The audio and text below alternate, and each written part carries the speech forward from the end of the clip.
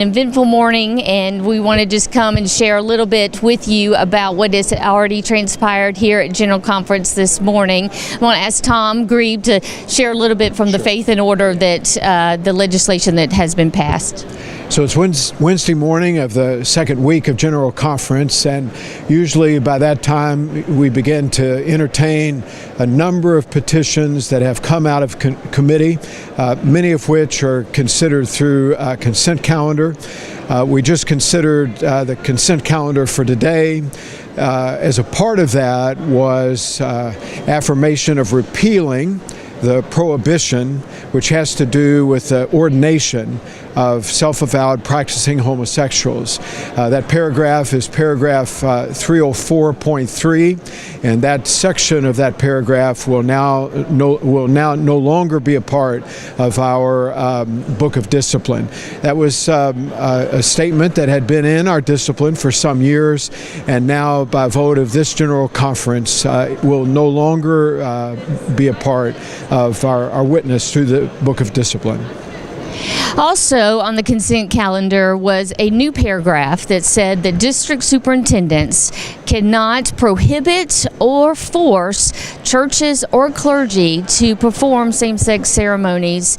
They are able to live into their own convictions without a district superintendent or, we believe, a bishop being able to pressure them to do one thing or another. So that still gives freedom for our churches and clergy.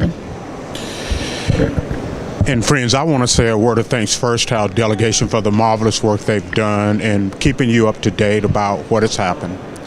And I already know that the spin cycle has already begun. And I need to reemphasize what Tami just said a minute ago. Because in decisions like this, there will be people who rejoice and there will be people who will be disappointed. But in this process, there is still freedom for the local church and the pastor. As the delegation made clear in their gatherings, is that the consultations will still continue.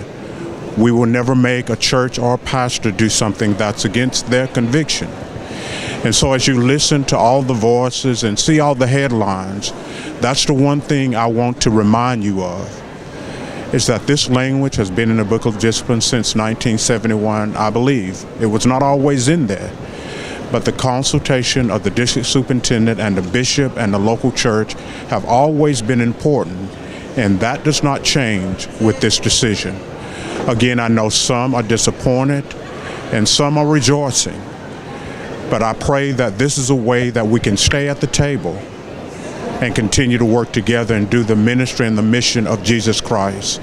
I know in my heart, that's where I'm ready to go, to continue to do the work of making disciples of Jesus Christ who changed the world. And to do that, we had to get through this. We will come out as a different denomination, but nothing changes about making disciples of Jesus Christ who changed the world. And we will always be in consultations with local churches and pastors. We will never ever make you do anything that's against your conviction. So keep our church in your prayers, keep our conference in your prayers, and we will get through this. You have a marvelous group of leaders who've been here now for 2 weeks working on this. And so thank you for your prayers for us. But as you look at the spin and you receive the headlines, remember this, that you will always have a choice through consultations with your DS and your bishop and the local church. But we had to move through this to move forward.